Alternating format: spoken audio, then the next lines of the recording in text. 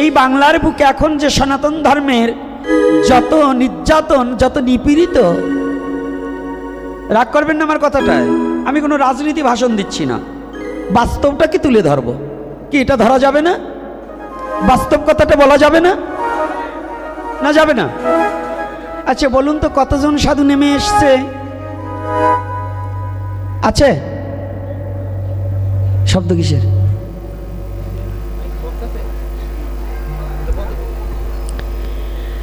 কি কোনো সাধুকে দেখা যাচ্ছে নেমে আসার? হাতে গোনা কয়েকজন নাকি? তো এই যে বৈষ্ণবরা যারা সারা বছর ভরে ভোগ দিয়ে খেয়ে বেড়াচ্ছেন পরের বাড়ি, আপনারা কই গো? শাড়ি আনেন, ধুতি আনেন, গামছা আনেন, চাল কলা আনেন। এই যে ব্রাহ্মণ সম্প্রদায় যারা আপনারা আছেন, বৈষ্ণব সম্প্রদায় যারা আছেন, পুজো করে বেড়াচ্ছেন। আজকে যদি হিন্দু রক্ষা না পায়, আপনার পুজো টেকবে না তো? যেন কৃষ্ণ বলে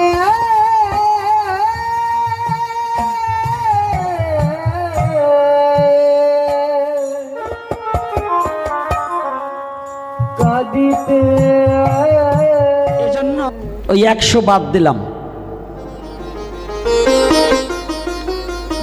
মহাত্মা যারা আছে তিনরা মানেন, কিন্তু আমার মতো পাষণ্ড, আমার মতো মূর্খ নরকের কীট আমি কিন্তু মহাপ্রভুর আদর্শটাকে মানতে পারি না। কি করে মানছি?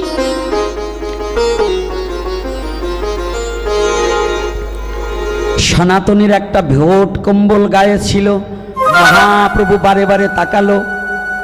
এই ভেট কম্বলটাকে যখন সনাতন পরিত্যাগ করলেন, মহাপ্রভু সনাতনকে জড়িয়ে ধরে বলেছিলেন, সনাতন আজ হইতে তোমার বিষয় বাসনা দূরীভূত হয়ে গেল। যে রাজ কর্মচারী ছিল, রাজপ্রাসাদকে পরিত্যাগ করলো, রাজ খাদ্যকে পরিত্যাগ করলো, রাজ আভরণকে, রাজ সুখকে পরিত্যাগ করে দিন ভিখারি দিনহীনী কাঙালের বেশে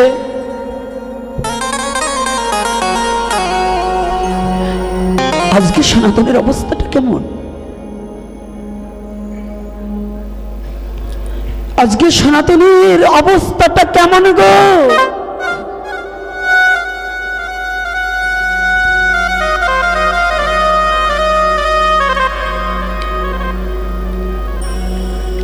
একজন ভিখারির ছেলে রাজা হলে কত আনন্দ হয়, তাই না?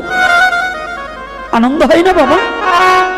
আমার কিছু নেই, এখন যদি আমি 5 কোটি টাকার মালিক হই, আমার কত আনন্দ হয় না?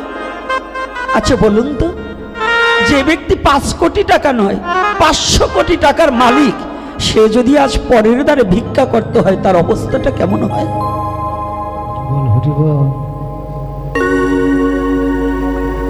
একটু হৃদয়ে চিন্তা করতে হবে।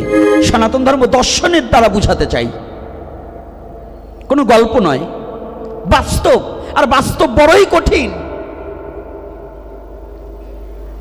সনাতন যে একজন অর্থমন্ত্রী, যার হাতে কোটি কোটি টাকা, লাখ লাখ টাকা লেনদেন হতো,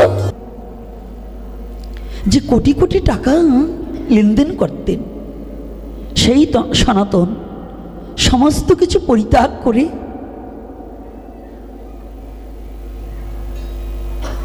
শুধু একটি পত্র পেয়েছিল রূপ গোস্বামীর। পত্রখানা কি? অনেক আগেই রূপ গোস্বামী যেদিন সনাতন রূপ একই জায়গায় চাকরি করতেন, যেদিন দয়াল নিতাই চাঁদের বদন হইতে মধুমাখা হরিনাম শ্রবণ করে মহাপ্রভুর শ্রী বদনখানা দর্শন করেছিলেন,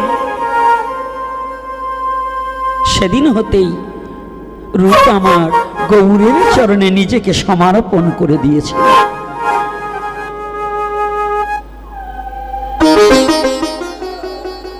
নিজেকে সমর্পণ করে দিলেন। জানো তো, যতদিন পর্যন্ত সমর্পিত না হয়, ততদিন পর্যন্ত অনর্পিত ধন পাওয়া যায় না। যতদিন পর্যন্ত জীব সমর্পিত না হয়, ততদিন পর্যন্ত অনর্পিত ধন মিলে না তার ভাগ্যে।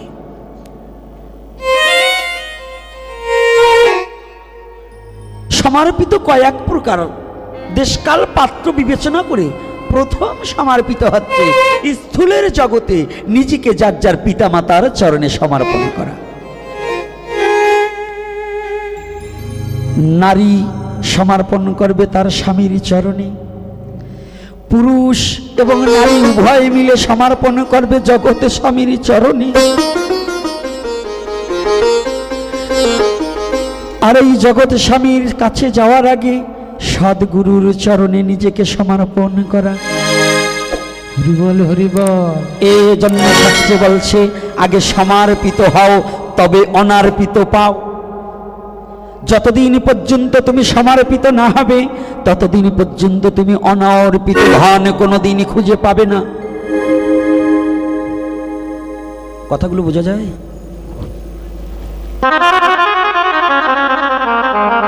বোঝা যাচ্ছে তো? কষ্ট হচ্ছে না তো? তাহলে আগে কি সমর্পণ।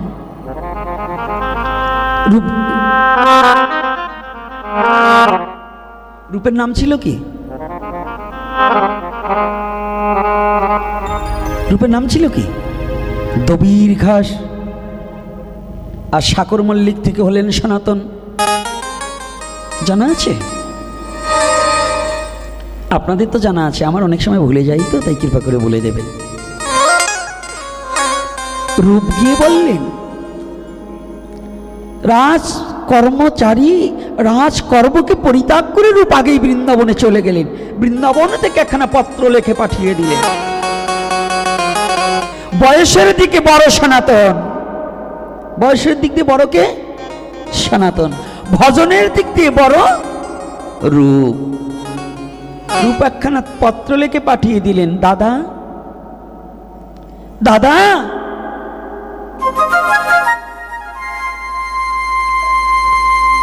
যে অর্থ নিয়ে তুমি এখনো বসে আছো, যে হোসেন শাহের অর্থ লেনদেন করেছ, একদিনও ভেবে দেখেছো এই অর্থ কি তোমার সাথের সাথী হবে? যে অর্থ তোমার সাথের সাথী হবে সে অর্থ একমাত্র মধুমাখা হরিনাম। সেই হরিনামের কান্ডারি আমার গৌর হরি, তার চরণে একটিবার সমর্পণ হও। হরিব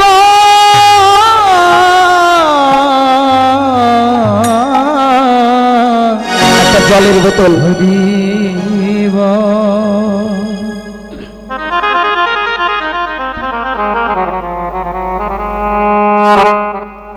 পত্রখানা পাঠিয়েছে, দাদা সময় আর বেশি দিন নেই।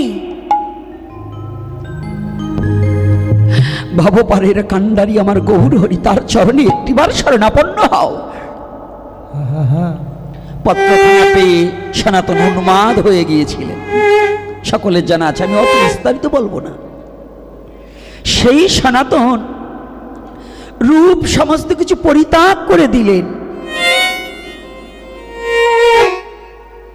সমস্ত বিষয়ে বাসনাটাকে পরিত্যাগ করে দিলেন। আর আমরা যারা সাধু হয়েছি, আমরা অনেকে বৈষ্ণব সেজেছি, আমরা অর্থটাকে খুব মধুর করে ধরে নিয়েছি। আমাদের দ্বারা কোনো জীব সেবা হচ্ছে না, আমাদের দ্বারা কোনো ভগবত সেবা হচ্ছে না, শুধু হচ্ছে কি জানেন, তালার উপর তালা, তাতে বাড়ছে শুধু জ্বালা। প্রেম ভক্তি শূন্য হৃদয় নিয়ে শুধু মানুষকে ঠকাবার বুদ্ধিটাকে করেছি, কিন্তু ভগবত প্রেম জাগ্রত করার জন্য কোনো চিন্তা চেতনা আমার মধ্যে নেই। আমরা এখন গাড়ি বাড়ি সব কিছু দিয়ে নিজেরকে পরিপাটি করছি, সব কিছু দিয়ে বৈষ্ণবত্ব দেখাতে চাচ্ছি, কিন্তু মূলের ঘরে ভুল পড়ে যাচ্ছে। আমাদের কোনো হরিনাম প্রচার নেই, আমাদের প্রেম ভক্তি প্রচার নেই, আমাদের কোনো ত্যাগ নেই, তিতিক্ষা নেই, ত্যাগ নেই। দেখুন এই বাংলার বুকে এখন যে সনাতন ধর্মের যত নির্যাতন, যত নিপীড়িত, রাগ করবেন না আমার কথাটায়, আমি কোনো রাজনীতি ভাষণ দিচ্ছি না, বাস্তবটা কি তুলে ধরবো। কি এটা ধরা যাবে না? বাস্তব কথাটা বলা যাবে না? না যাবে না? আচ্ছা বলুন তো কতজন সাধু নেমে এসছে আছে? শব্দ কিসে?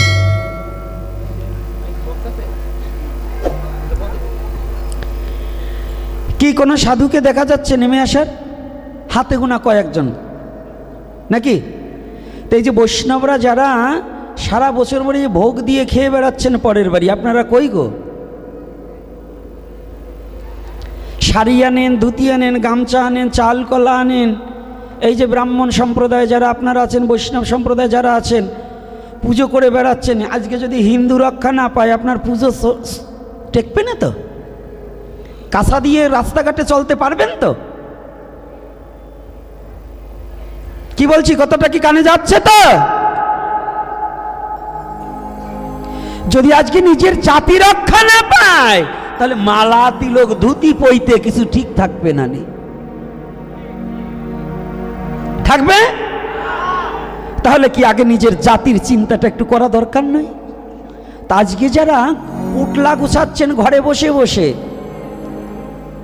যারা রাজপথে বেরোচ্ছেন না, এমন একদিন ঘনিয়ে আসবে আপনার পুজো করার জায়গাও থাকবে না, সেদিন না খেয়ে মরতে হবে।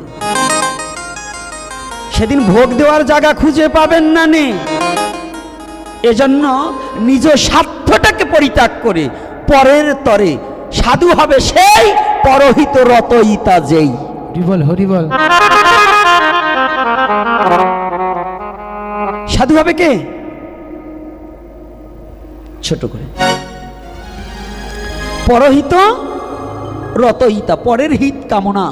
তো দেখুন আজকে সনাতন গোস্বামী কেমন পরের হিতের জন্য কি করলেন। এগুলো দর্শন নয়, বাস্তব।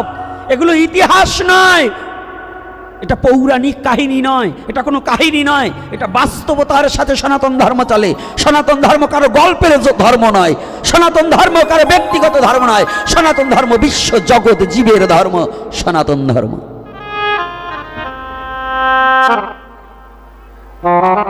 সনাতন রাজপ্রাসাদকে পরিত্যাগ করেছিল। এই সনাতন মহাপ্রভুর কাছে গিয়ে জিজ্ঞাসা করলেন, কে আমি?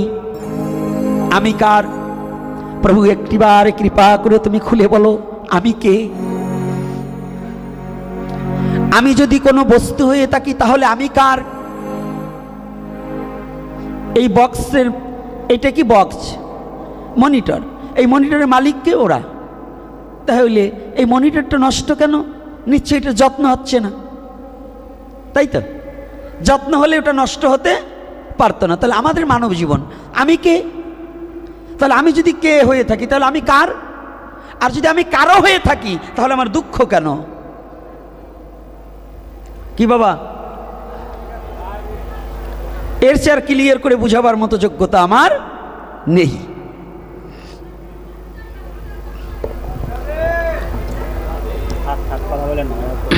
যাক, উন্ডা বলে বলুক, আপনারা চুপ থাকেন।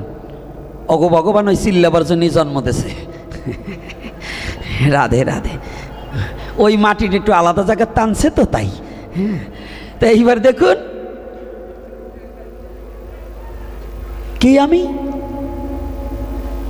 মহাপ্রভু বললেন, সনাতন তোমার তো খুব চতুরতা, একটার মধ্যে তুমি তিনটা ঢুকিয়ে দিয়েছো, তাহলে আমিও সেইভাবে দেব। কি দেব? বলছে তাহলে তুমি শুনে রাখো, আমি তোমাকে একের মধ্যে 3 দিয়ে দেব। তুমি যেমন আমাকে একের মধ্যে 3 দিয়েছো, আমিও তোমাকে একের মধ্যে 3 দিয়ে দেব। বলছে কি? বলছে একটিবার লক্ষ্য করে শ্রবণ করো। জীব নিত্য কৃষ্ণ দাস, কৃষ্ণ দাস তাহা ভুল গেল, ভুলে গেল, মায়া পিশাচি ফাঁক গলেতে বান্ধিলাম।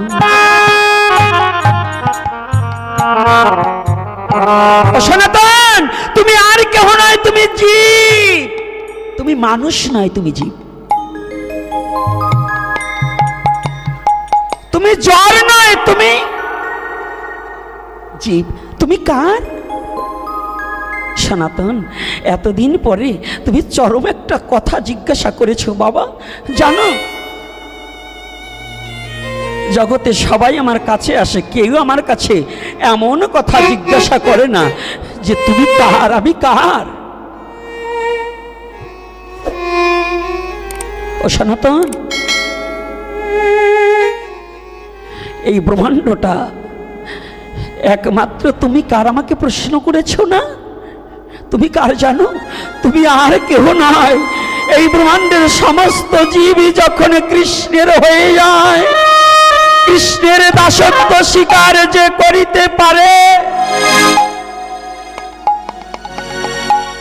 জীব নিত্য কৃষ্ণ দাস। নিত্য মানে প্রতিদিন। তুমি প্রতিদিন ভগবানের দাসত্ব স্বীকার করো। প্রতিদিন দাসত্ব স্বীকার করলে কি হবে জানো? তোমার সমস্ত দুঃখ দূরে পালাইয়া যাবে। তুমি যদি কৃষ্ণের হতে পারো, তোমার আর কোনো দুঃখ থাকিবে না। দুঃখ থাকিবে না। শুদ্ধ কৃষ্ণ ভক্তের কোনো দুঃখ থাকে না, থাকে না। সে প্রেমানন্দে হরি বলে বুক ভাষায় দুনয়ন জলে, তার পরা শান্তি দূরে চলে যায়। প্রেমানন্দে হরি বলে, হরি বলে। ভাই নেই মা ভাই, আর তোমার দুঃখ কেন জানো? তুমি যখন ভগবানকে ভুলে গেছো, তুমি যখন পরম পিতা পরমেশ্বর সেই জগদীশ্বর জগতে পিতাকে ভুলে গেছো,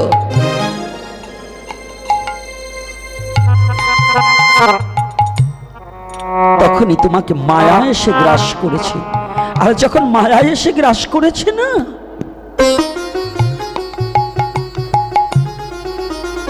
তখন তোমার তিতাব জ্বালা। শ্রীমদ ভগবত গীতায় বলেছে, যে জন গীতা তত্ত্বই উপলব্ধি করিতে পারে, তাকে কোনো তিন প্রকার দুঃখ দিতে পারে না। পারে না। আধ্যাত্মিক আদি ভৌতিক আর আদি দৈবিক, এই দুঃখ কখনো শুদ্ধ কৃষ্ণ ভক্তের থাকে না, থাকে না।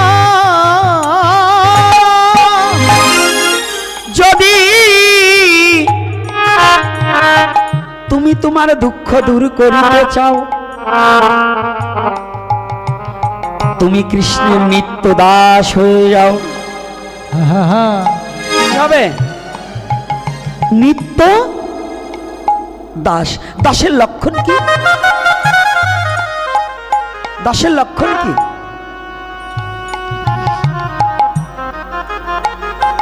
প্রভুর সেবা করা। এই প্রভুর সেবা করার নিমিত্তে কথায় কথায় এসে যায়, তো কথাটাকে আটকানো যায় না।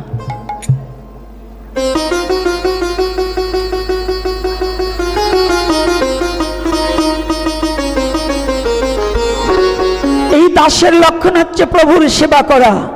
দাস কে হয়েছিল? মহাপ্রভু লীলার মধ্যে আর একজন দাস ছিলেন, হরিদাস। কে? হরিদাস।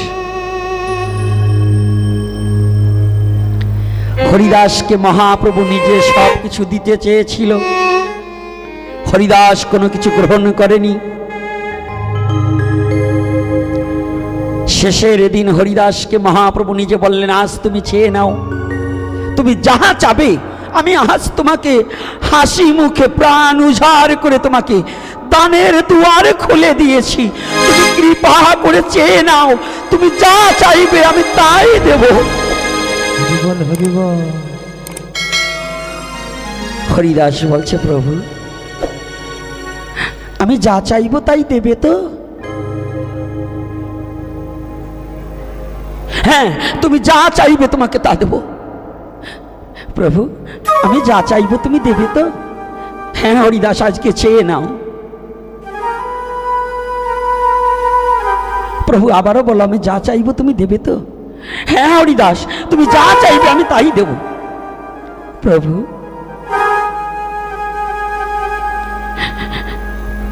এ জগতে তুমি ছাড়া তো জগতে আমার আর কেউ নেই।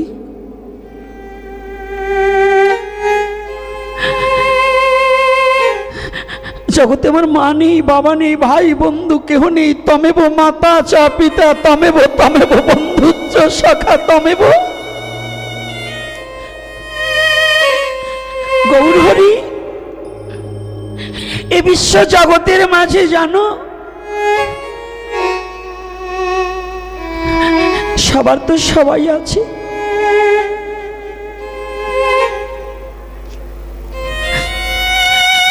এ জগতের সবার আত্মীয় স্বজন বন্ধু বান্ধব ভাই ব্রাদার সবাই আছে,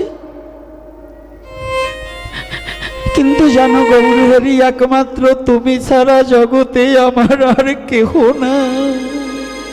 আরে কেহ না,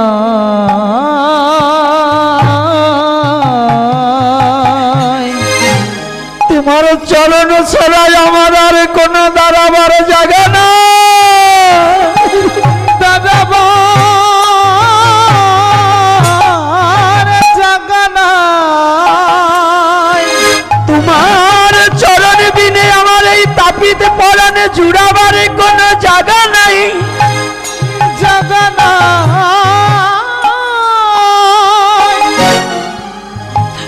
তুমি ছাড়া বিশ্ব জগৎ আমার কে আছে বল?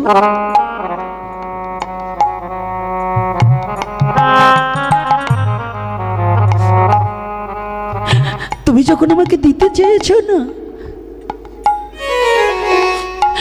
তুমি আমাকে কথা দিয়েছো আমি যা চাইবো তাই তুমি দেবে।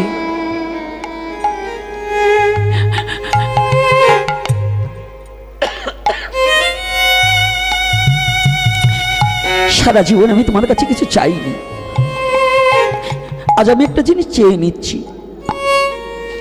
কি চাবো জানো?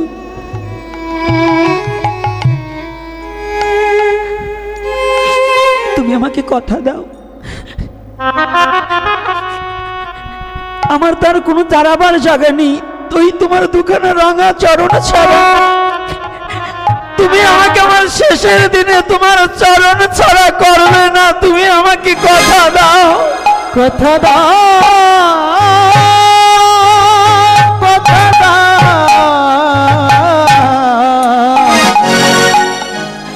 কথা দাও।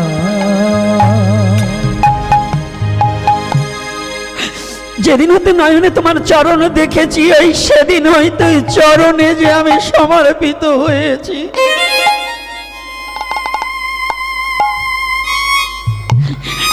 জানো গৌর হরি, জগতে তোমার চরণ ছাড়া আমার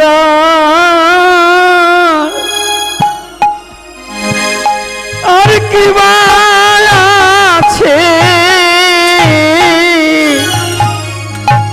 জগতে তোমার চরণ ছাড়া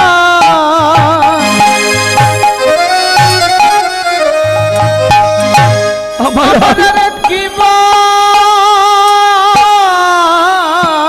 আছে? তোমার চরণ ছাড়া হরিবল হরিবল, আমার আর কি বা আছে? গৌর হরি তোমার চরণ চরণ ছাড়া আমার আর কি বা আছে? ওরে তোমার চরণিয়া মাত্র ভরসা, গৌরে তোমার চরণ ছাড়াই আমার বলো কি ভাই আছে? তোমার চরণ জয় নিতাই গৌর হরিব।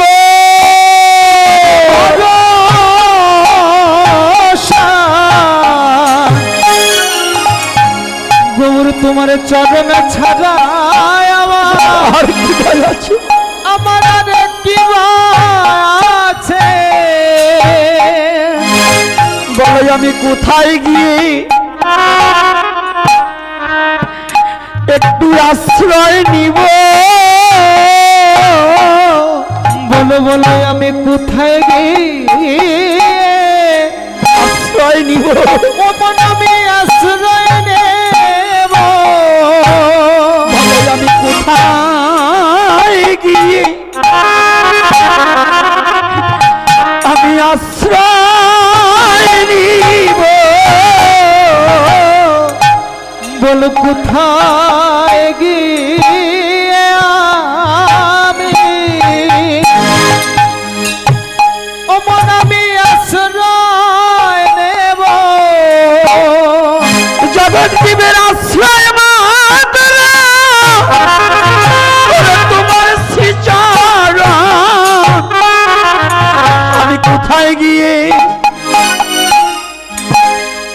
ওরে আশ্রয় নিব? জগৎ জীবের আশ্রয় মাত্র, জগৎ জীবে আশ্রয় মাত্র তোমার চরণ, আশ্রয় মাত্র ওই তোমার চরণ। ও মন তোমার চরণ। আমি কোথায় গিয়ে আশ্রয় নিব? আমি কোথায় গিয়ে আমি আশ্রয় নেব?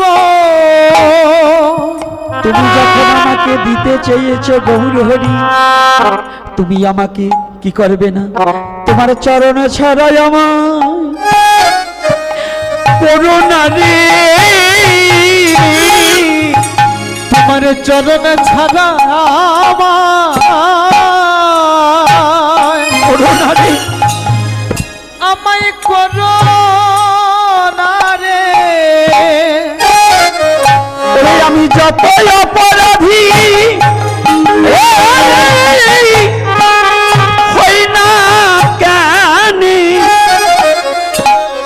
তোমার চরণ ছাড়াই আমায় তুমি করো না রে।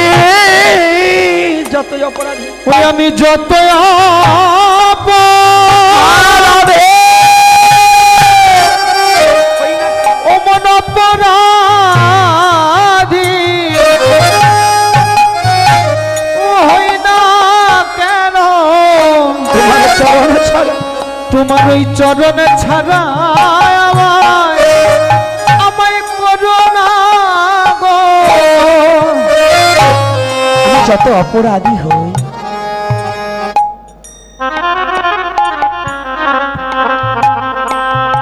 আমার জীবনে যত তোমার চরণে অপরাধী করে থাকি না কেন, তুমি কথা দাও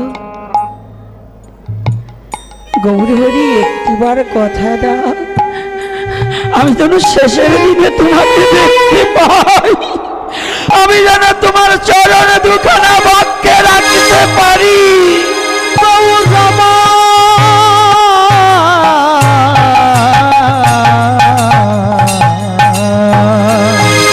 আমি জানা বদনে শ্রীকৃষ্ণ চৈতন্য নাম উচ্চারণ করিতে পারি, আর এই নয়নে যেন তোমার রূপরাশি দর্শন করিতে করিতে, তোমার ভক্ত সঙ্গ করিতে করিতে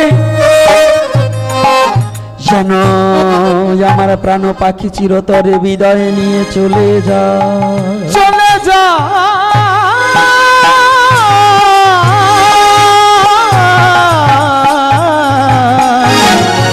চলে যা, চলে যায়। তুমি আমাকে